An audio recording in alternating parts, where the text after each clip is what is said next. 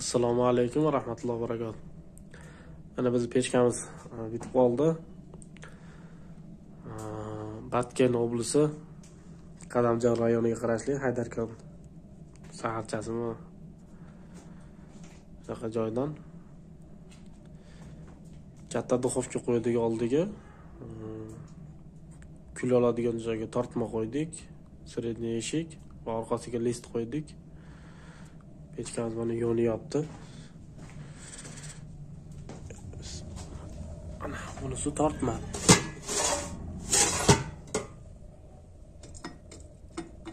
Eshigi. Pechkani qurisin deb o'tiniga biroz olib yoqyapmiz. Siyab qolmayapti. Orqa tarafini qo'shimcha qilib ko'rsataman.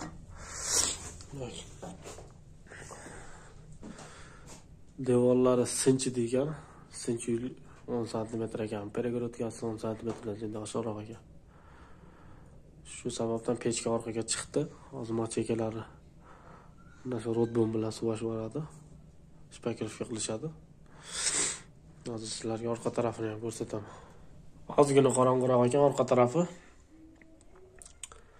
Eshikdan kirganda sirazi tozalaydigan eshigi. Bu eshigi nasha to'lib qolganda tozalanib turadi. Tak, pastida ikkita kichkina duxovkasi, eng tagida tozalaydigani eshigi bor va orqasida tepa tarafida katta listi bor. Bu yerda ham xuddi shunaqa sinch bo'lganligi uchun 10 cm pechka chiqib qoldi, mana 1,5 oshga. Mo'lisini mana qilib qishaytirib qo'yib, tomni tepasidan yana nima boshlandi. G'ish mo'ri shipir tepasigacha g'ish urilib chiqib ketgan.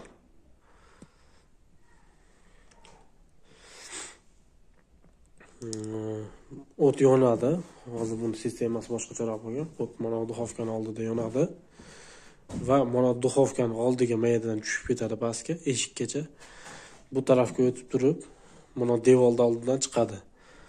Ashunda oldidagi duxovkani katta non pishiradigan duxovkasini bu tarafida o't yonsa, tepasiga o'tadi, orqa tarafidan tushib ketib, berigi yonboshiga o'tib turib, tagiga o'tib turib, berigi yonboshidan chiqib keladi hozir.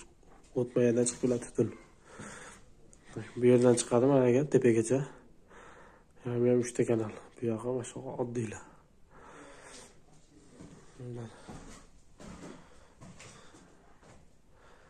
Patologlari anaqa eskicha patolog. Anaqa patolog deyish esimdan chiqib qoldi. Haydarkonda yana bitta pechkamiz bor.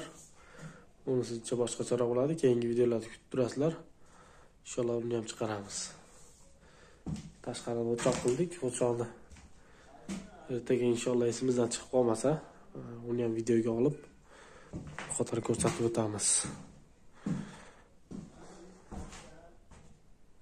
Mana boyaga aytganim bir qator yana tushuntirib qo'yay. Hozir o't yonyapti. Mana duxovkaning chekasida yonyapti. Duxovkaning chekasida yonib, o't toz tepasiga o'tyapti. Tepasiga o'tib, orqa tarafiga tushib, pastiga. Mana tagiga o'tib turib, mana yonboshdan chiqib ketyapti.